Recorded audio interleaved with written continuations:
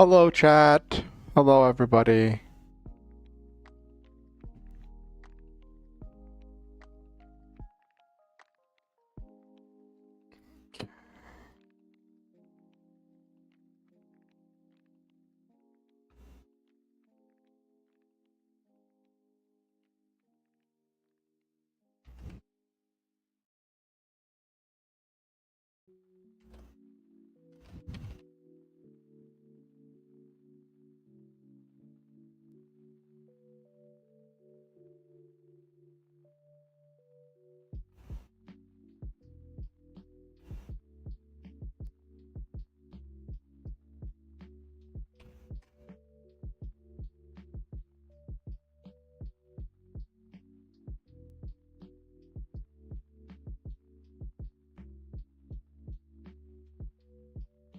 Okay.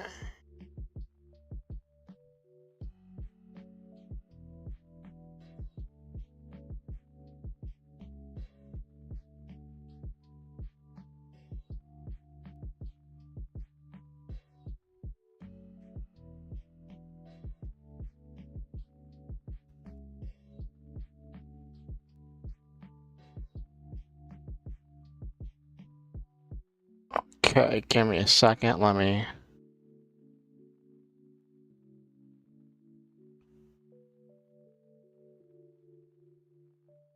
Ba ba ba ba ba ba ba.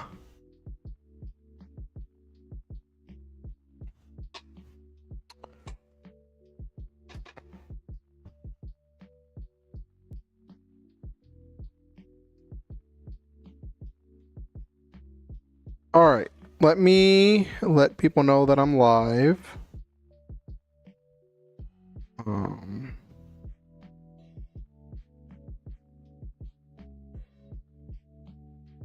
Let me let people know that I am live.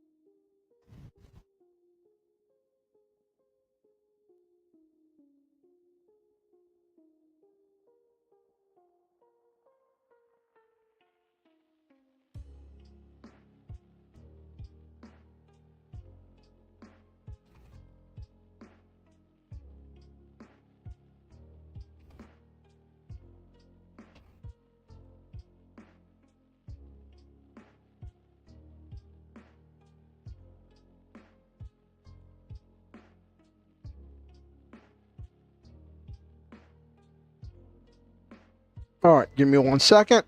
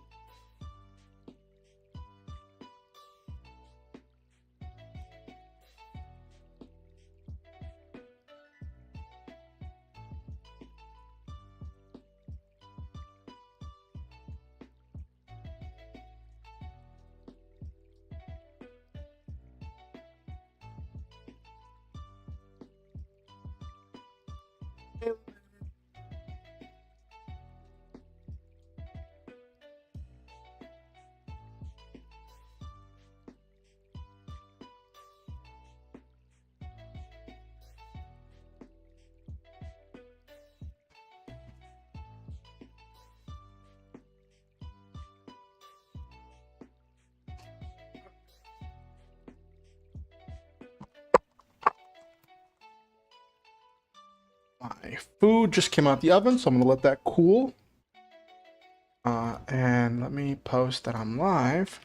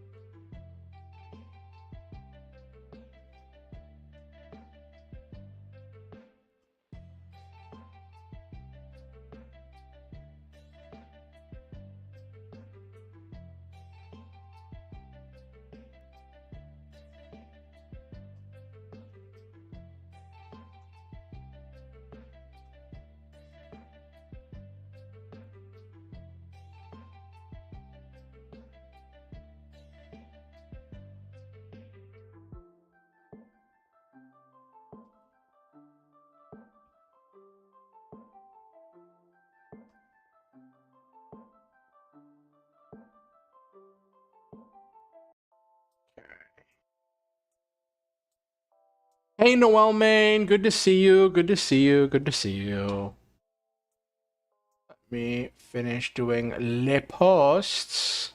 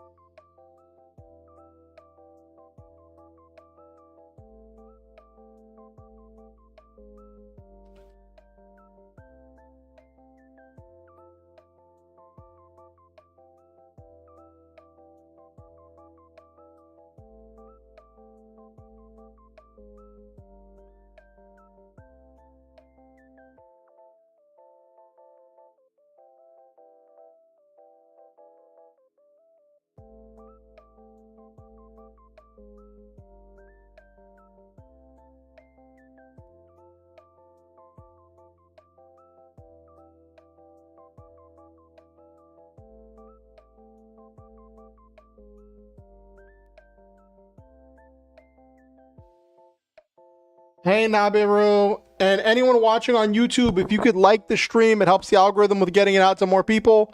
I know it can be annoying hearing me say that, but since I've started asking for it in the beginning and middle of stream, we've had a lot more uptick in new people and the content getting shown to more people and the algorithm helping me out a great deal.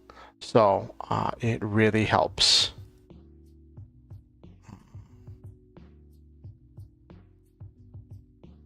Okay. And then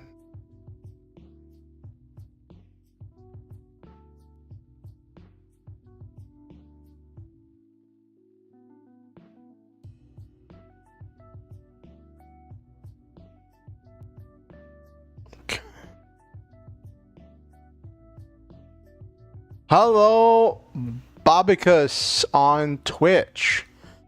There's a scene that there's a cat. Act 1, Scene 2. Was there ever a cat? Are you crazy? Act 3. Cats.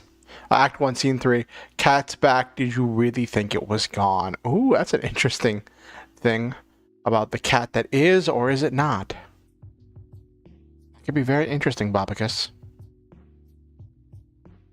Okay. Let's get to... Hello, everybody. I'm eating my food real quick as we're getting started. Got some vegan corn dogs.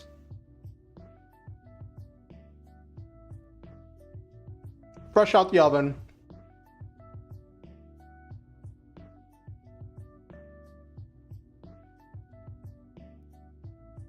Yeah, the speech to text is Google speech to text, so it can be a really wonky. But I figure it's better than nothing, you know what I mean?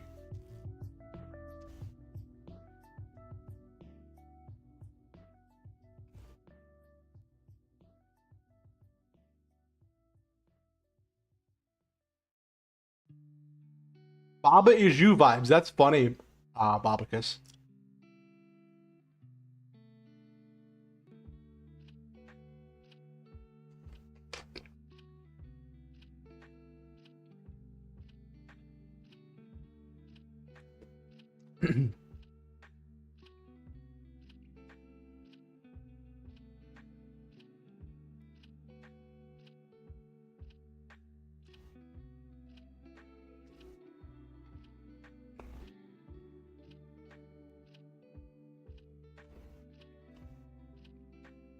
I put down some different things to dip my corn dogs in, but I put too many different things.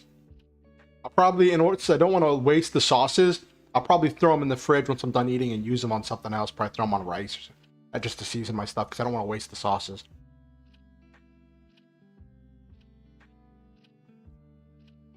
I always hate that, right? You know, when you pour out like a big bunch of sauce to dip your food in, and then like you pour out too much sauce and you don't realize till it's too late. And it's like, do you throw out the sauce? You don't want to put it back in the bottle, even if you could.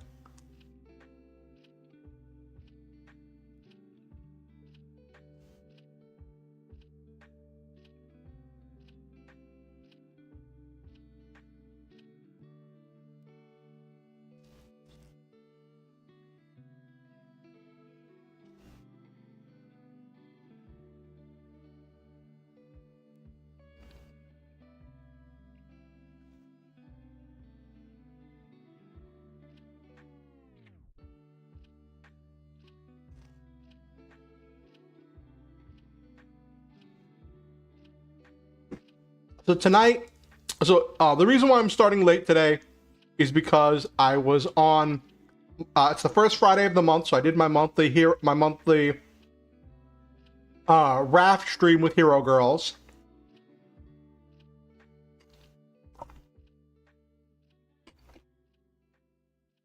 Which that went really well. We went really far. And I was just kind of doing my fishing thing, and I caught a lot of fish.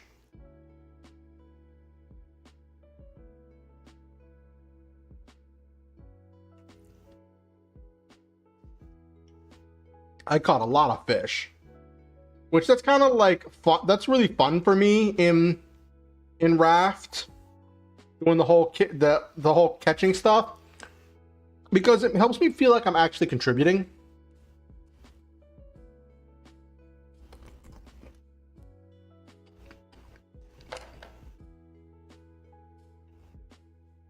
But it's a thing where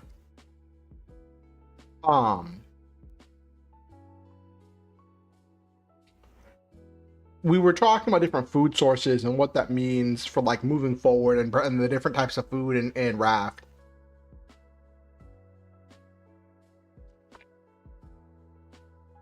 And then as we're like unlocking new things as we're moving forward with the story, it was interesting. Really fun stuff. I definitely recommend Hero Girl's stream.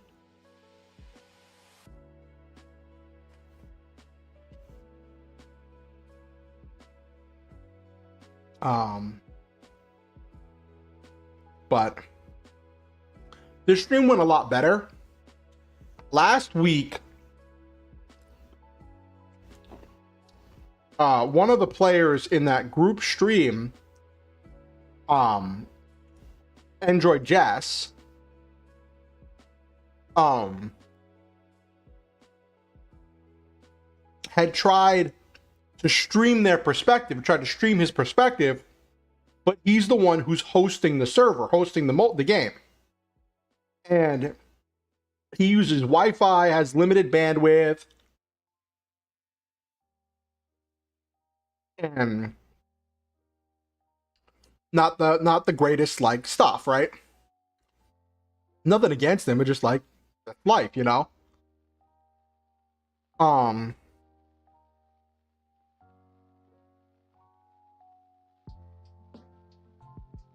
But it caused all manner of chaos last month, where like me and Lila, one of the other players, couldn't even see each other.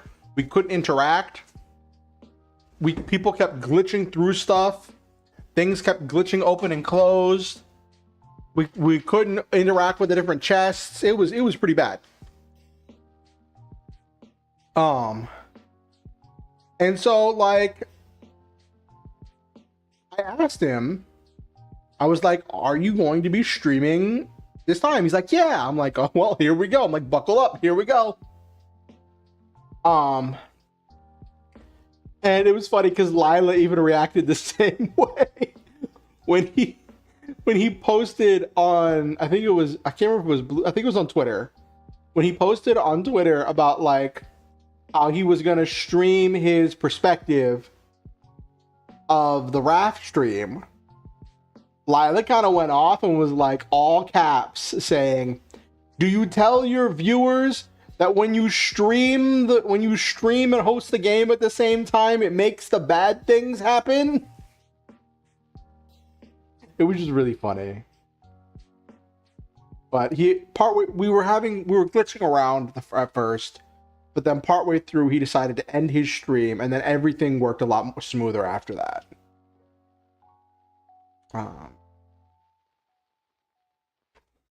Give me a second to put my dishes away, and then we will start getting started and getting into tonight's stuff, okay?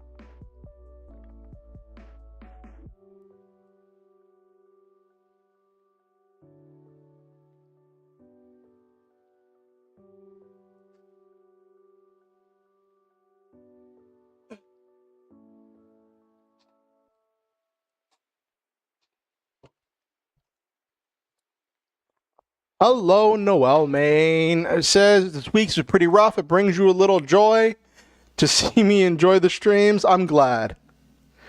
If I can make your day better, if I could bring you any joy, then I'd say that I am succeeding. Which is great because I've had a rough day. I'll be honest with you.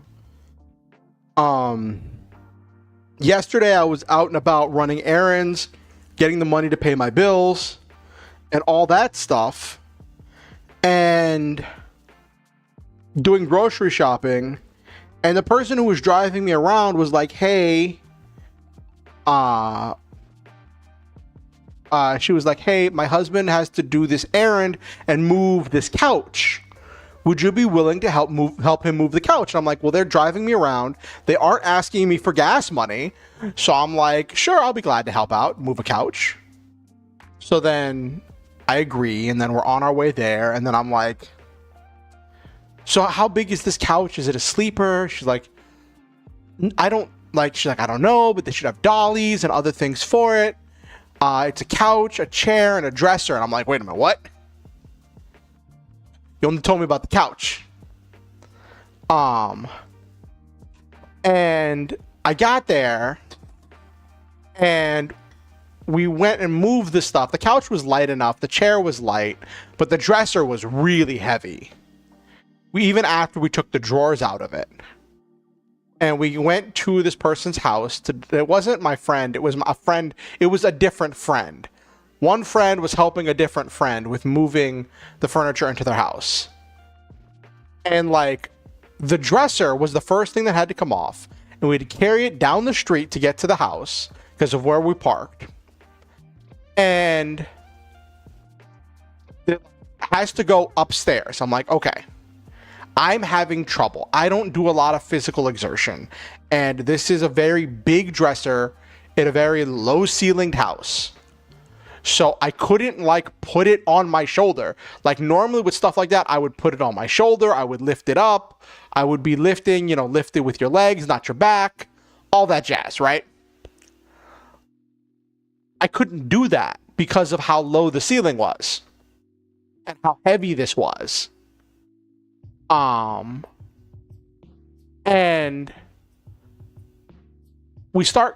my friend is helping with the stuff.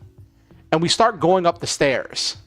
And I'm having trouble. And I'm like, listen, I'm having trouble doing this while walking backwards. Can we switch places where I'll push it up and you pull it? I'll push the back, you pull the front. My friend tells me, he's like, dude, because of the surgery on my leg, I can't go backwards upstairs. So I was like, okay, this sucks. It has been a long time since I have like lifted to the point of failure. And that was what happened here. Where like the thing kept getting stuck. We were struggling. I had to stop for breath. I was having trouble breathing. And my foot kept getting caught underneath the door of the dresser that was kicking open. And like I ended up like we got it sitting on the last step and it had to be turned around, had to be turned up and then moved into one of the rooms. But like I couldn't move anymore. And like I just kind of didn't pass out, but I had to sit down. My friend got me a water bottle. And because of where it was, nobody could come up and help me pull it because it was blocking the stairway. And my friends moved the rest of the couch and the chair, which were much, much lighter and going on the first floor. And then we did the thing. And I was sore. I was exhausted. I was tired. That was yesterday. And I've been dealing with like trying to stay focused and energized about stuff. As I've been trying to like recover from this kind of depression. And like last night I was up late watching Critical Role, which was a really, really great episode of Critical Role last night. Really great episode of Critical Role. And it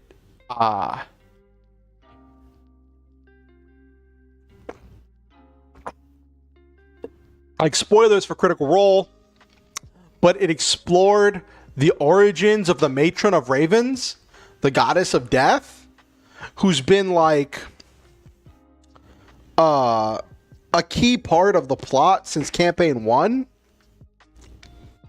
And the whole thing with the goddess of death, the matron of ravens, is that she's unique in that she was mortal. She crafted a rite of ascension and was able to ascend from being a mortal to being a god, and in doing so completely unmade the previous god of death. So no one even remembers his name. And she finally, there was a whole thing that led, there was a boss fight, there was all this stuff to earning her the right to like talk to her, frankly. And they're like, did you have a good, like, why did you do it? And you find out that, like, at first she was studying to see about becoming a god because she wanted to know if it could be done. And the more she studied about divinity, the more she got closer and closer to the god of death. I don't remember if she said specifically why it was the god of death, but like he was the one that she started to draw close to.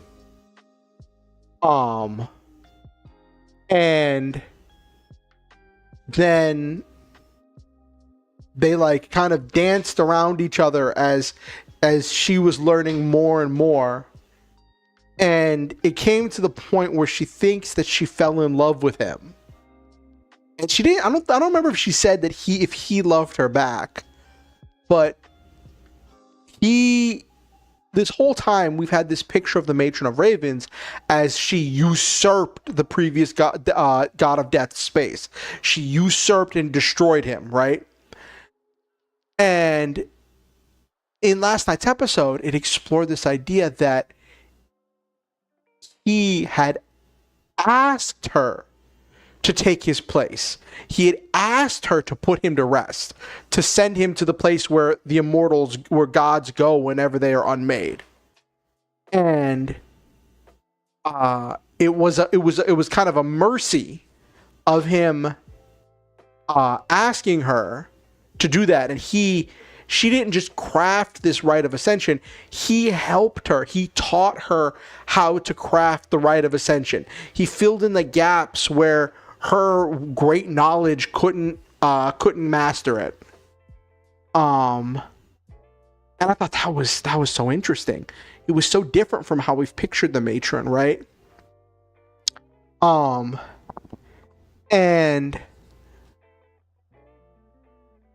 she actually took off her mask because she's defined by having this porcelain mask on at all times. She took off her mask and showed them her true face. And that she gave them one of her masks, which was really cool. And it was this whole thing because they went through the whole thing where the Arkheart was saying that they should free the God Eater before everyone's ready for it, and then direct the God Eater so it chases the gods away, so the gods leave Exandria and go off and do their own thing. And the matron is saying she's not trying to make them do one thing or the other or go one way or the other. She just wants them to have the choice. If they're going to send the gods away with the God Eater, so be it. She said she won't run. She's like, I'm a clever girl. I have my plans. Don't worry about what's going to happen to me. And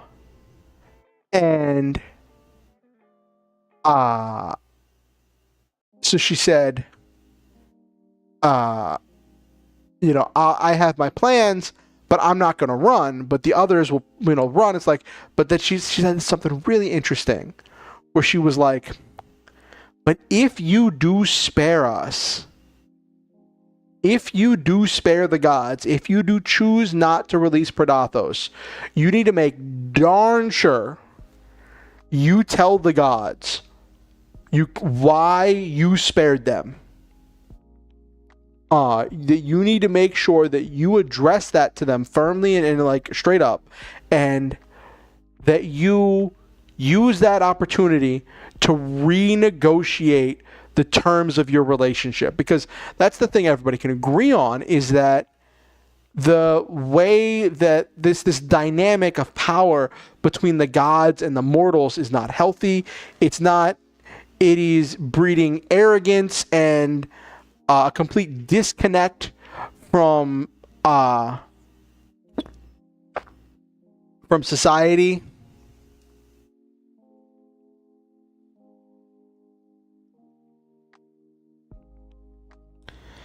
Oh, I'm sorry, Noel, man.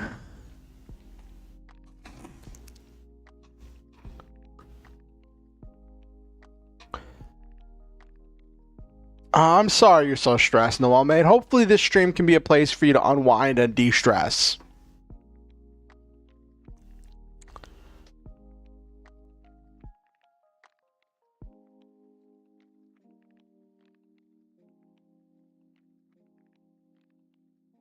Oh, talking about Babakis. I just saw Babakis's thing about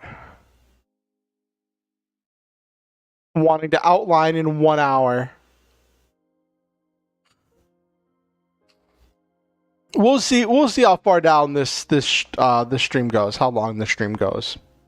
But it was just really cool seeing the Matron of Raven talking about this stuff, and then she talked about, because then they actually asked her, they're like, if we release Predathos, how do we control it?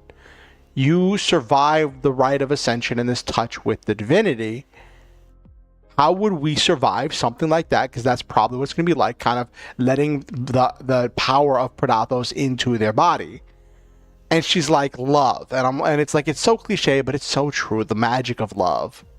And she's like, I loved the previous god of death, and that love was what allowed me to survive the rite of ascension, that even with all of the stuff that was done, I should not have survived. You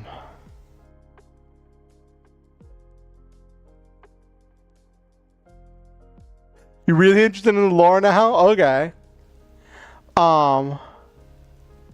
And they're like, well, you had love for the god of death. We have no love for Predathos.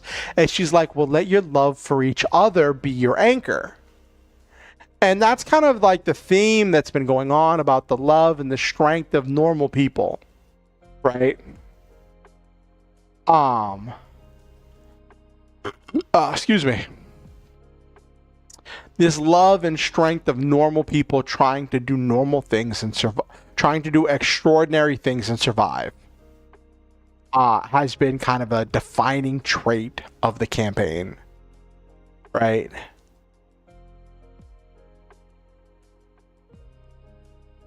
And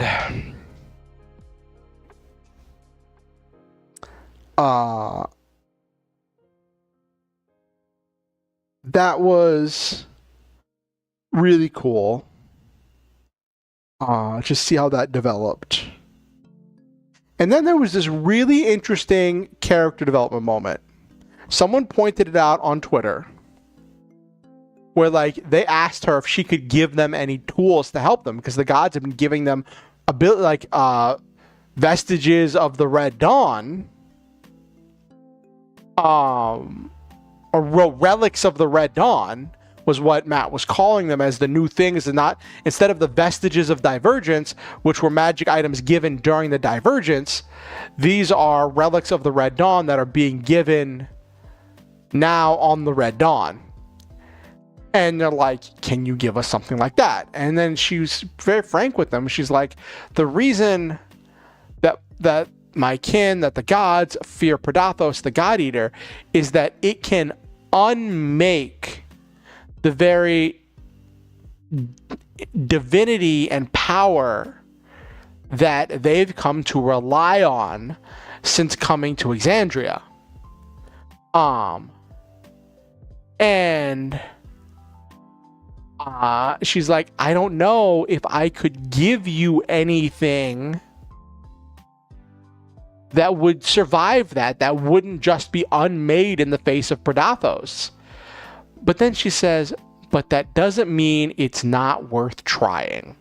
And I feel like that was this kind of big thing, because during the downfall special, where we saw her and the other gods whenever they destroyed the flying city of Aor, there was this thing about like, well, there are still some faithful aboard this ship, right? And I feel like she had been one of the ones that had been like, well, they've developed a weapon that can hurt the gods. It is inevitable that we have to take this down, right? There's no solution here that doesn't end well, and it's not even worth trying to find a solution that doesn't involve destroying this place, right? And then now she's come full circle to say, I don't think there's a way to do this, but that doesn't mean it's not worth trying. And that's a big difference. Yes, Goldfish. I was talking about last night's Critical Role episode. Do you watch Critical Role?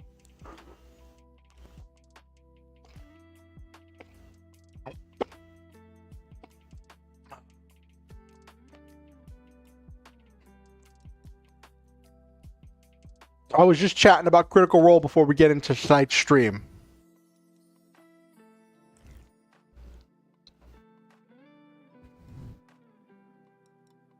Oh, I mean, I'm kind of talking about spoilers from last night's episode. Goldfish.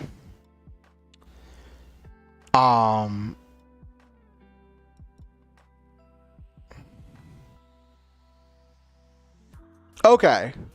Well, last night's session had the big, like, I don't know if confrontation is the right word, but the big interaction with the Raven Queen. And finding out stuff about her backstory, seeing her true face, because she took off her mask.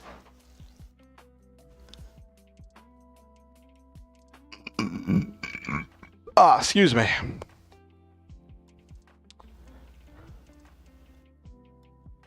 We finally know how she ascended to become a god and why she did it,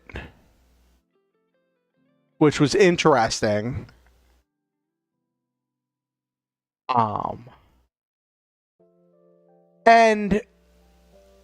so when I watch Critical Role, I watch it, I chat in this like Discord server that is a channel just for Critical Role, in the Lubofin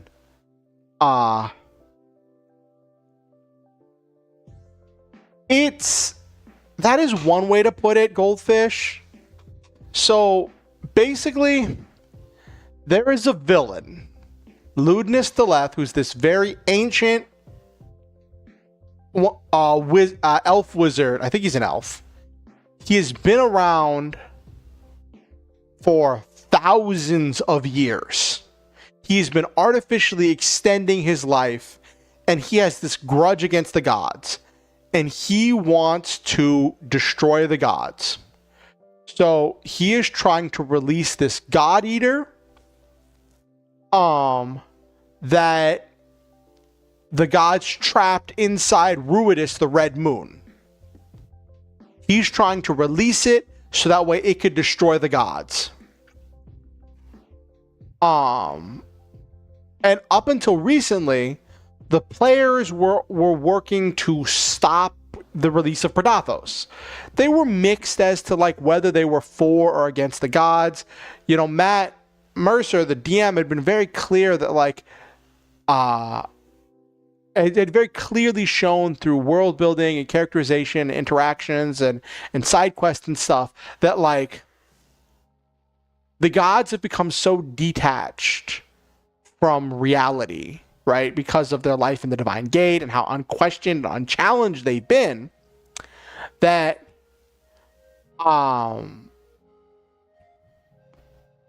yeah, all the moon stuff. There are people doing these heinous and terrible things in the name of the gods. And the gods are like not really getting involved, or if they are getting involved, they're not stopping it. There's only so much they can do behind the Divine Gate. And but it's a whole thing with like Paylor has been like, you must save me, and the Changebringer's been like, you must go down this path, and trying to like manipulate them into saving them. But they've been doing it from this like position of power, exerting power and dominance over the mortals, right? And that's kind of chafed with some of the players, some of the characters. Some of the player characters have been like, I don't want to save you, but if you die, this world could fall apart. So we don't want, like, this villain has killed so many people, innocent people that he's killed. He's dragged into his conflict and his grudge just to accomplish his goals. And he's just been this whole ends justify the means whole thing. And even if some of the player characters might agree with his ideals, they can't agree with his methods. And so they've just been on this path of trying to stop the release of Pronathos. And they had this thing called Downfall, where it was the players had been inside of this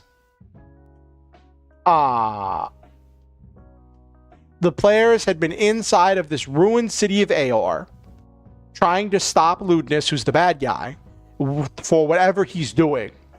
And he said, I have a thing that I want to show you. Ludinus said, I have a thing that I want to show you before we continue fighting. I want you to see this so you can understand my position and where I'm coming from. Right? And he said it was a recording of what happened the day that Aor, the flying city, was destroyed. The day it was struck from the sky. And instead of Matt narrating, this is what you see in the vision, they had a 3-episode special with guest players playing different characters that played through what that flashback was. And it was... Calamity was good. Calamity was really good. Downfall was really good too. Downfall is the one that just happened recently. Some people have said that Calamity is some of the best Critical Role has been in a long time. And I think they're not far from being right because it's really good. Calamity was just really good. Calamity is kind of where I got on this train.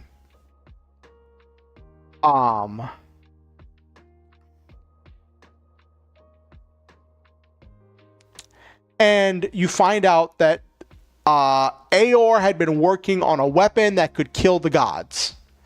And because that was a threat to all of the gods, both the betrayers and the prime deities had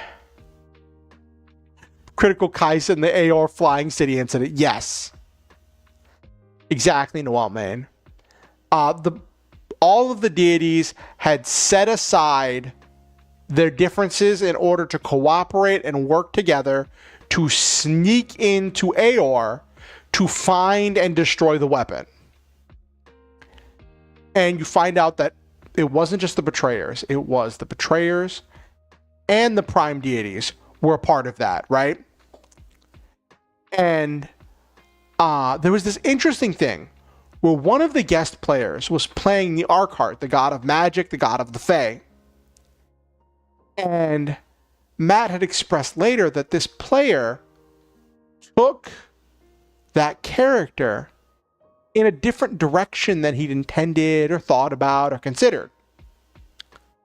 And Matt wasn't the DM for Downfall. That was Brennan. So, Matt did this thing where, like, after Downfall, right? Matt had reached out to that player and was like, hey, I wanted to talk to you about the character you played in Downfall.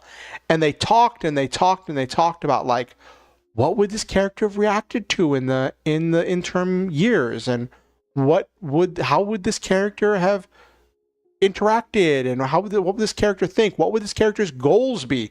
And I feel like they didn't explicitly state it, but I feel like that very much changed the direction that things were going in.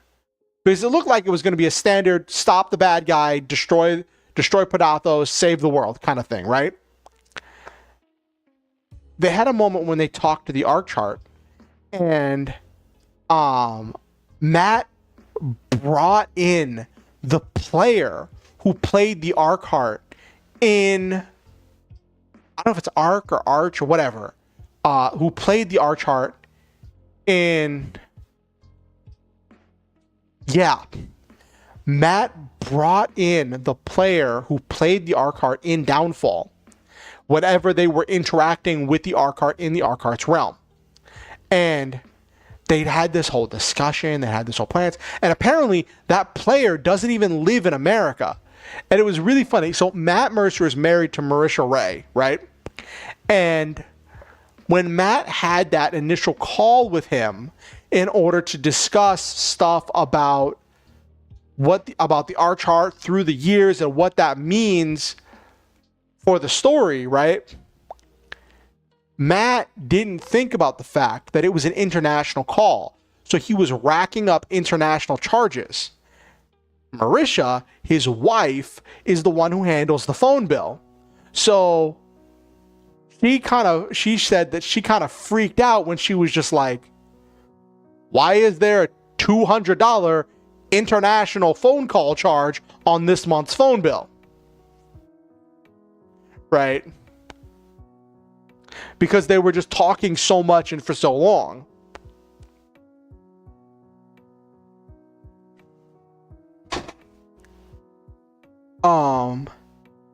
And see, these are snippets I got because someone shared. So they started this thing on Critical Role called, Critical Role started its own like streaming channel service thing called Beacon. I don't have it. But they have these exclusive shows, like Critical Role still airs on Twitch and YouTube, but they have this other show called The Cool Down, which is recorded right after they record a session, and it is their immediate thoughts and feelings on that session, and it is them reacting, talking, expounding upon it, doing all this stuff and backstory and ideas and stuff about the session. And someone shared on Twitter clips from the cooldown right after that. So what I'm saying is from the cooldown, but like I don't have Beacon, so I didn't see the entire thing. I just saw bits and pieces. But Matt said that he talked to this player and he was like, if the players get to a point where they're going to talk to the arch art, would you be willing to fly back to the US and be here for that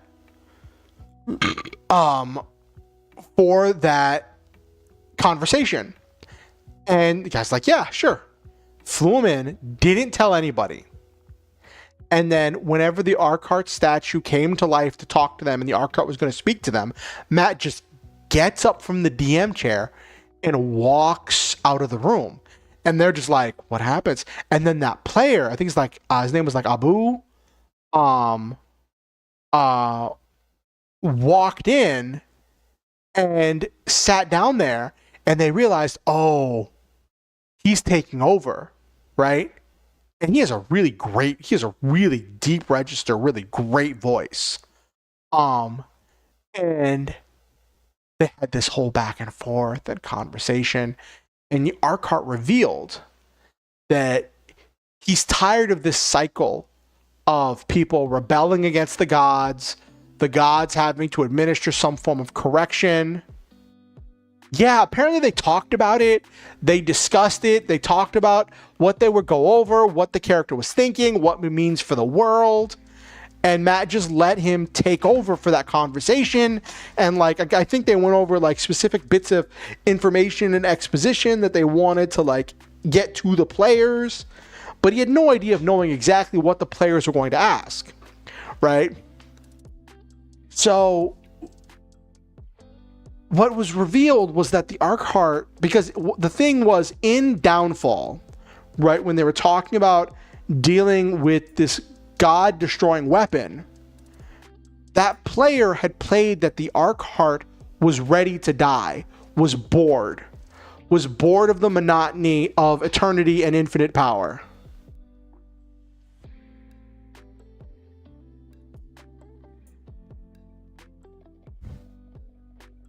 Ooh, that sounds really fun, Noel, man. Alter Ride. That sounds really cool. But yeah, feel free to yap. Feel free to yap. And so, like, they kind of went where they said that he at that time, the Archeheart was ready to die because he was bored. He'd done everything. He'd seen everything. He gained all this epic power of magic. He'd been worshipped, and he was ready for a change, for the unknown, for something different. And so, but this time when they talk to him, they're like, "Are you still trying to die?"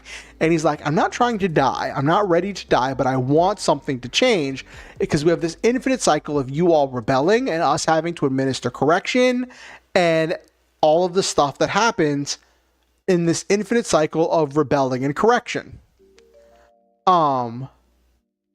And he says that what he wants is for them to release the God Eater, but to do it before the bad guy, to beat the bad guy, to beat lewdness to the punch, and instead of him releasing Predathos, them release Predathos, and them control Predathos. And in that moment of controlling Predathos, the Archeheart believes that all of the gods will flee, will run away, will flee Exandria into the cosmos. And they're like, just hold him back for a second, give us a head start, then let him loose. They'll flee, and we will just be running from Predathos, and we will go on our own grand adventures through the cosmos and just leave all of you here. He's like, I've been trying to get them to leave forever, but they aren't willing to leave, and they're only going to be willing to leave if there is some existential threat. So that was the whole thing with the Archeheart, was like he was saying, it was the first god who was saying, no, release Predathos. And he's like, it's kind of a secret. Some gods know, some gods don't know. And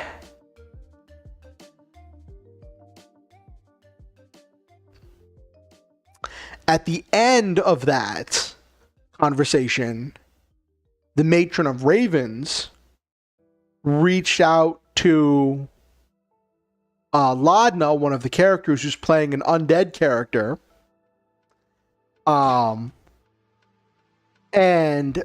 was like, come find me. So this episode, after all of the shenanigans and stuff was going down, they reached out to the Matron of Ravens.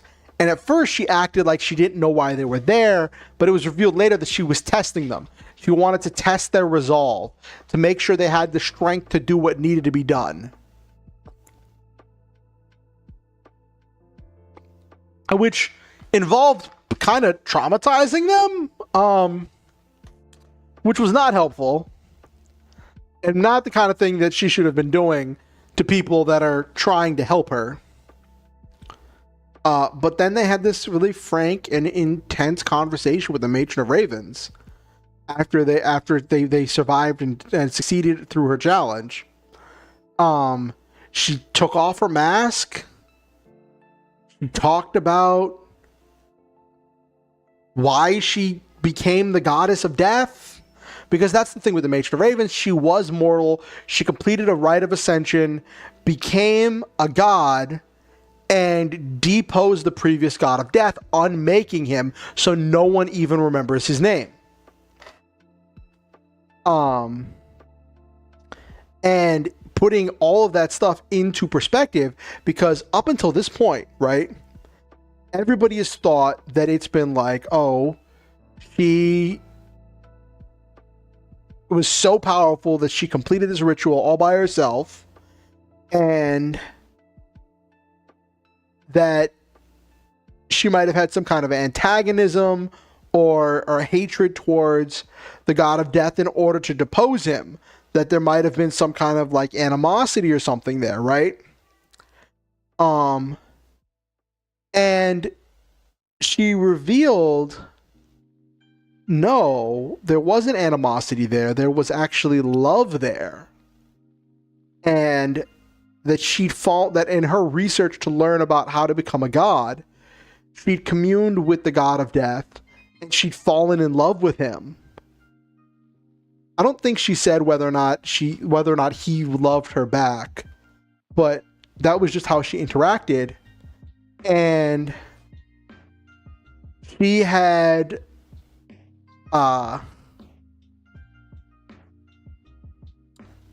because of how that had worked, she said that the previous god of death asked her to depose him. He had asked her to unmake him. And it gave this idea that like he wanted rest from eternity. He wanted eternal rest. And this was the only way that he could see to get it. While still leaving his responsibilities cared for. And that he helped her craft this rite of ascension. And even with his help, she shouldn't have survived. It was so intense, it's so powerful, she shouldn't have survived. But the only reason she survived was because of her powerful love for the god of death. And she misses, and she talked about she kind of like misses him. And she regrets to a certain extent because like losing her mortality is something that she is very aware of every day. Persona Pokemon, a medieval fantasy on a TTRPG package and cranked up to 11. Ooh, that sounds exciting, Noel Main. Someone in the chat I was in talked about, it's like, she's basically saying the pay bump was not worth moving to management. The pay bump was not worth the responsibilities of moving to management. Was not worth it, yeah. And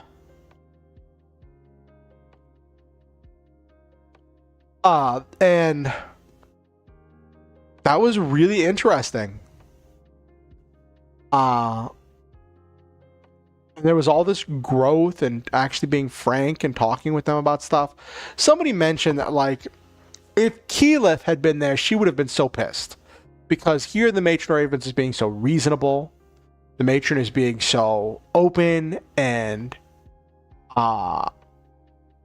flexible and being so caring and like showing so much respect for them. And up until this point, she'd been like, when they dealt with her in campaign 1, the matron had been demanding. The matron had been exacting. Right? Had been like demanded that Vax serve her in exchange for doing, I think he did it to like save his sister or something. He made his first deal with the Raven Queen.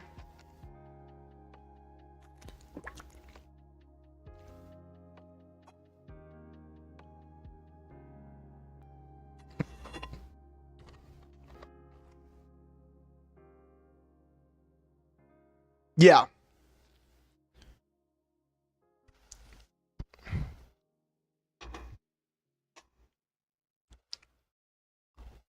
And like now she's being so cooperative and helpful and all this, like talking to them, taking off her mask for them. And someone was like, you know, if Keyleth was there, she'd be so pissed. Yeah, and on the same time, I think it's kind of a thing where like being forced to face mortality can do a lot to you. In the face of this God Eater, I feel like she was put in a position where she had to adjust.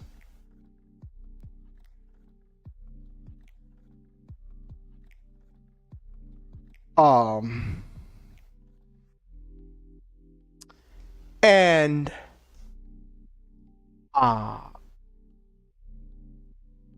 then for her, like, there's this point where she was like, I'm not going to tell you what to do, which was already such a huge leap, right? She's like, I'm not going to tell you which side to take, what direction to do.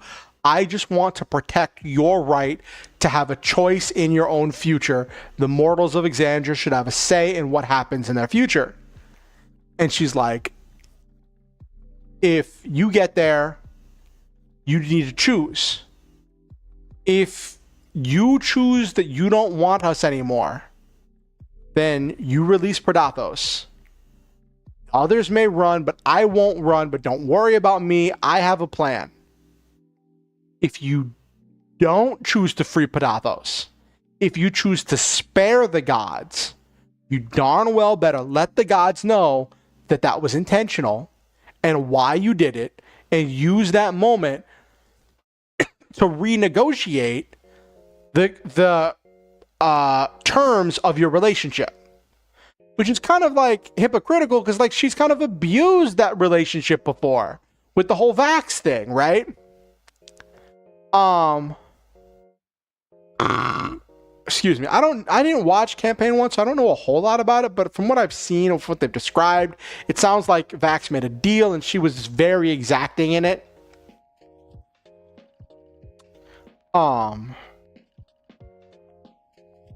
And so that was a whole thing.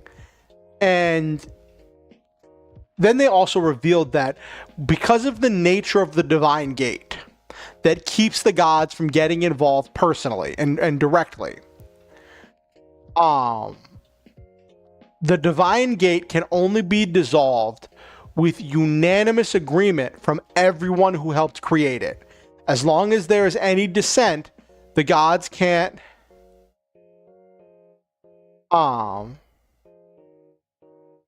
true.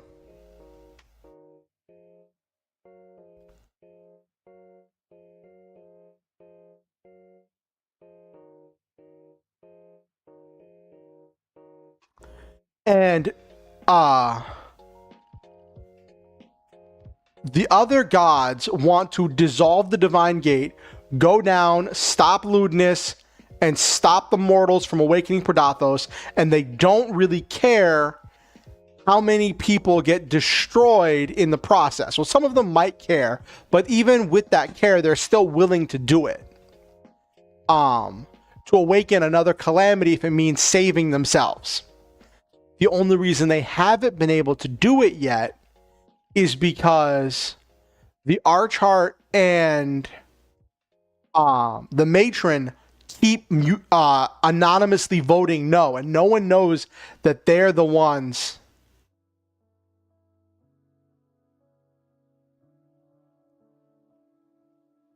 Okay. I didn't know all of the details of the stuff, Goldfish, so maybe it was just like par for the course for her to bend the rules.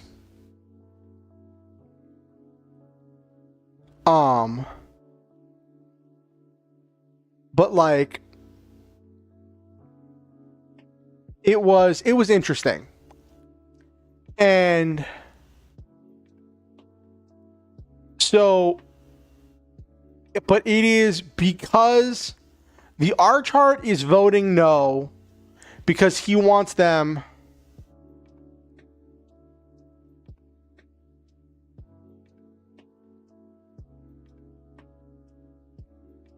Yeah, that's part of the stuff, Nabiru, where, like, she's saying, hang on to the ability to pull this trigger to release Predathos and use that to force the gods to keep their word, keep them honest. And so that way, if they break their word, you release Predathos and just like do it.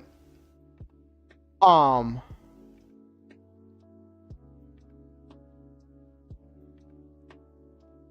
and it was a whole thing. Um,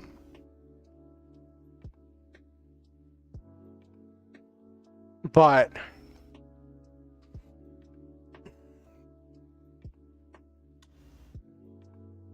yeah, it was interesting. Like the Arkhart's voting no because he wants them to release Predathos. The matron is voting no because she wants them to have a choice and not have their hand be forced by the gods. She wants to prevent the epic destruction that would be caused by the gods going down and directly doing it. But the thing is, the gods don't know who among them is voting no. And they're still in confusion trying to figure out who's voting no and why. And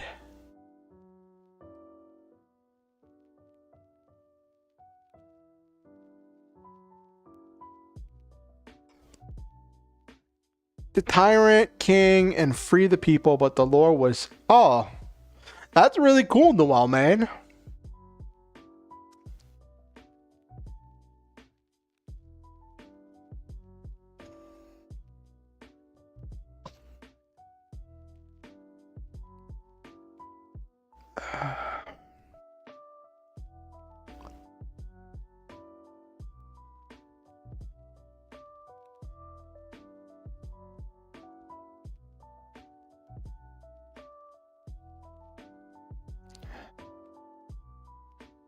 All right.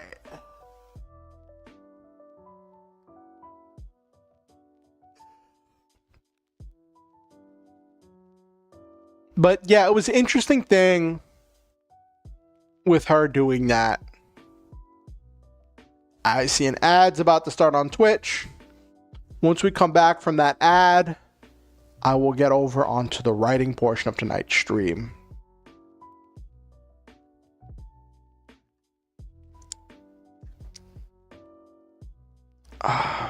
I don't know how much we're going to get done tonight because I am tired.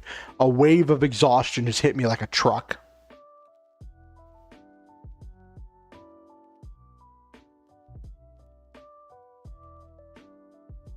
I want to at least go over this idea and like start explaining how I outline.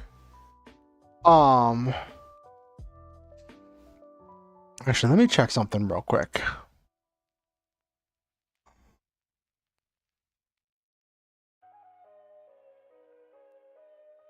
Okay, this is on the writing playlist. Okay.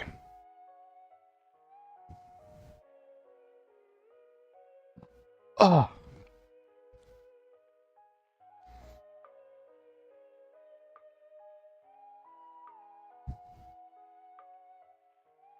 I'm glad that I didn't try to do my I'm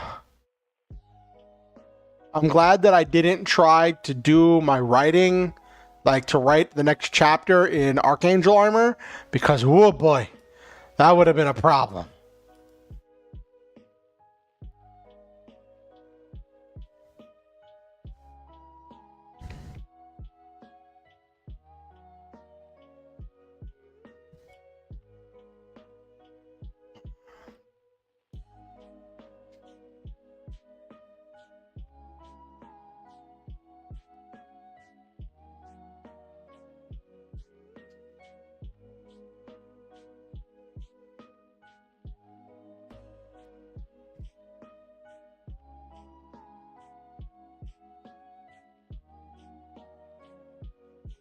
Okay, what's the ad? Is the ad back?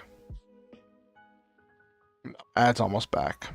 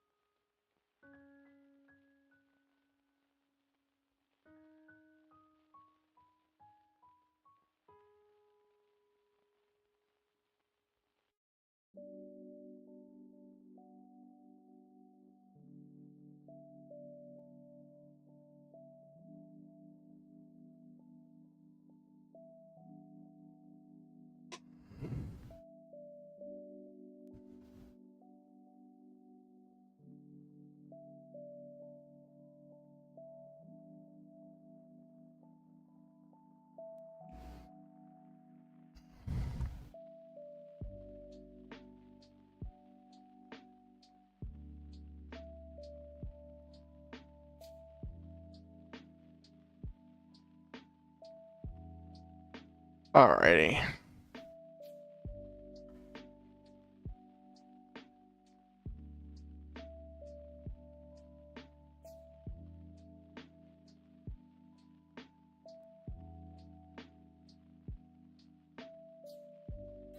Okay, so let's get rolling.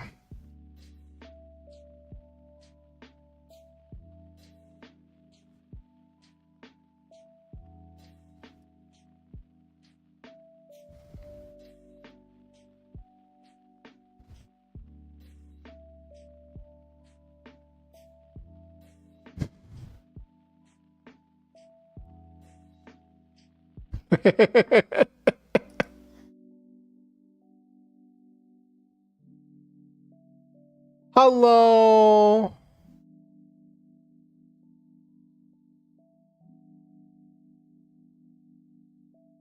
Hello, Desdemona Rose. Always glad to have you here, leaving a lurk. I appreciate my lurkers. I appreciate people who come in chat. I want you to know that I value you. You are a valuable and important, worthwhile person who is worthy of love, valid, and deserving of happiness and good things.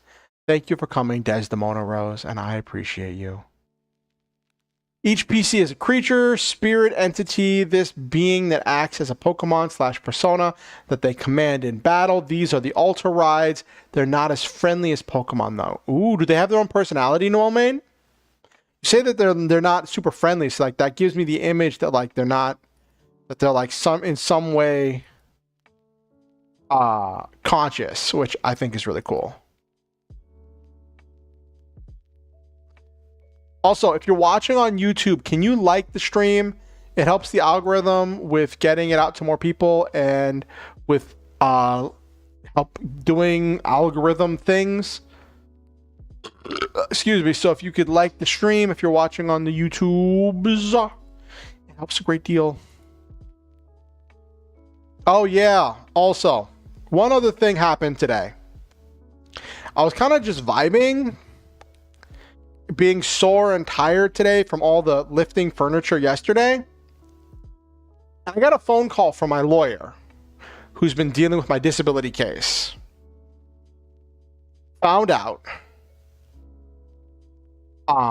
my disability case got denied again, which sucks. Thankfully, it happened after my money was available for this month, so I was able to pay my bills. And I'm like, okay, so what do we do now? And he said that there were two options. One is to move up to like federal court, since the appeal board rejected me. And he said that they have a lawyer's office that they like work with, that they recommend. They can send over my file for them to review and see if they want to take my case. But it said also in the meantime, they can file a new, they can open a new disability case that will not have the back pay that I would have gotten on the old one, but it will keep my case active. It will be a new case to have active. And in order for me to receive the temporary disability that I rely on to survive, I need to have an open disability case. I don't know all the specifics or what it's going to happen. But that really sucks. That really, really sucks. That like I got denied again.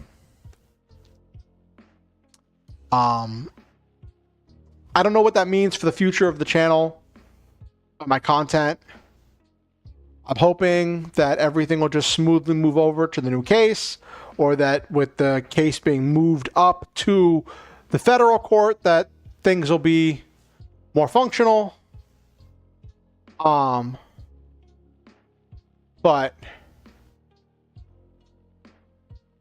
we'll see what happens. There may come a day where I'm gonna be like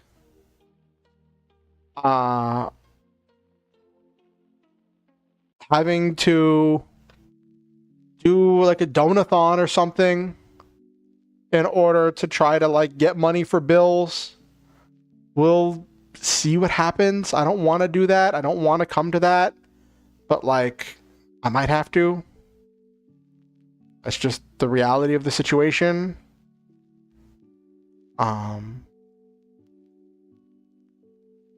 So we'll see what happens. So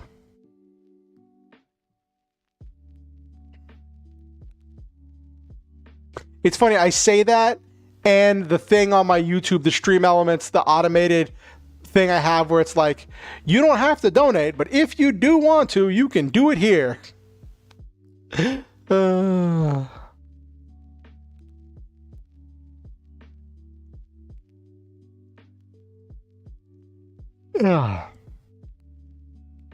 Okay. Ad is over. Let's get rolling.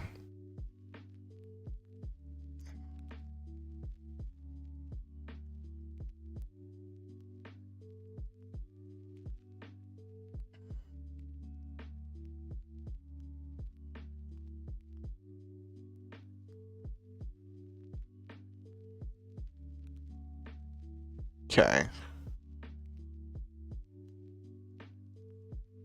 Oh, okay, Noah Main. It's good to differentiate that. Though there are some very intelligent animals. There are some animals that are just as self-aware and intelligent as small children.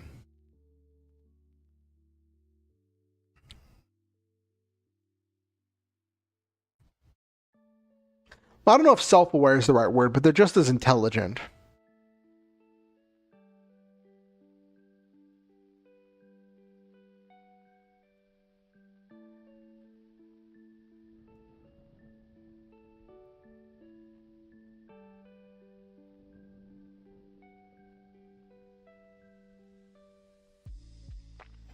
Let me go over this.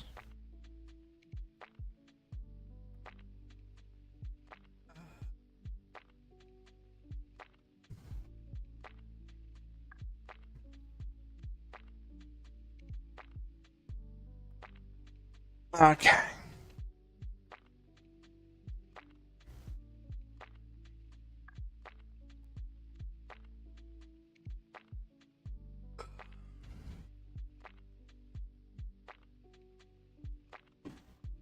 All right. So, oh my gosh, the exhaustion's hitting me hard, chat. I haven't even done any writing yet. From all the soreness and the depression, and then having to be on a 3-hour stream before this, chat, it is hitting me hard.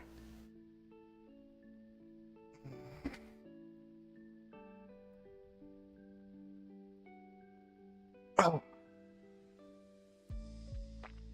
So, this uses a lot of combining stuff from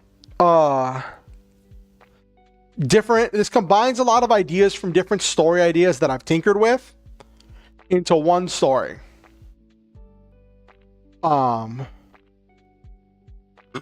if you see things that are familiar, that's why I'm drawing in elements from a lot of my other stories and a lot of my other writing into one thing in order to put together a more cohesive and functional story. Basic plot: aliens come to Earth. They want our crops. I don't have the name for the aliens yet. They are an empire. They want our crops. They want all industry and business on Earth to stop in order to make space and time for more farms, and they want humans to work on these farms for cheap, low wages, so that way they can get low-cost food in massive quantities that they can use to feed their empire. They don't just want us to grow our crops, They want us to grow their crops, which are some kind of like special crops that like will like drain our in some way. I'm thinking I want it to be a thing where the alien crops will drain the nutrients from our planet. And it's this idea that you see in consumerism where it's like we consume, we take, with giving nothing in return. And not being concerned with sustainability.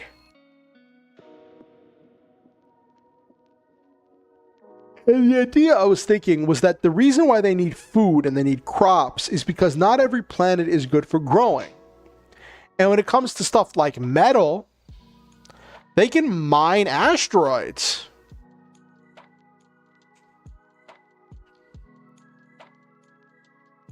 Maybe LeMay, I'm not super up on Boruto stuff. I just want it to be a thing where they want us to grow these super crops that will drain the nutrients out of our planet, use us up until we can't grow anything else, then abandon us to look for another planet to suck dry in order to keep feeding and fueling the infinite consumerism of their massive capitalist regime, their massive capitalist empire.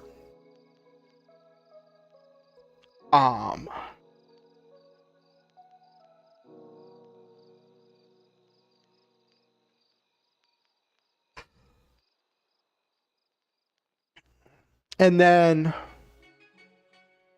human society, the human governments are like, hold on, let's talk about this, you know, and trying to negotiate. But it's kind of like what you said earlier, Naberu, that like a negotiation only works if both sides have relatively equivalent power. And in this negotiation, humanity is not perceived to have a relatively equivalent power.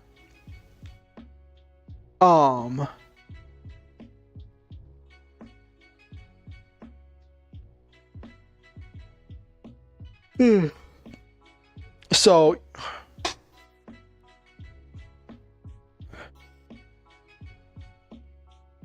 hello, Teleputer, good to see you. Oh my gosh, chat. I am getting really tired really suddenly.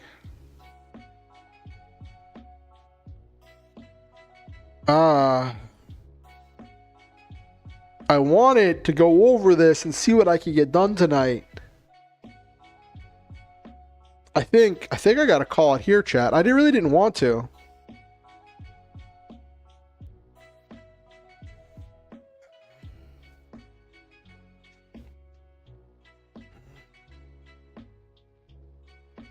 That's true, Nabiru.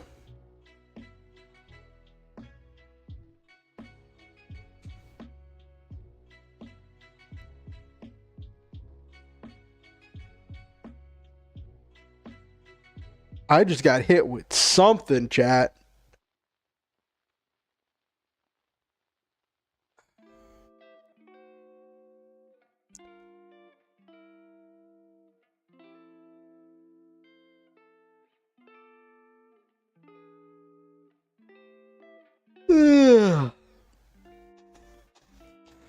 All right, I'm sorry. I'm gonna end here. I'm just feeling really exhausted right now. I'm not even gonna do my full outro because I'm just tired. I want you all to know that I love all of you and I believe in each and every one of you. You are valuable, worthy of love, and deserving of happiness and good things. You matter, and you are precious treasures of human beings. Always look out for each other, And always know that people matter. Money comes and goes, but people matter. You matter because you're a person. Not because of what you contribute to society. Not because of how productive you might be. You matter because you're alive and because you're a person. Never forget that, chat. All right. Good night, everybody.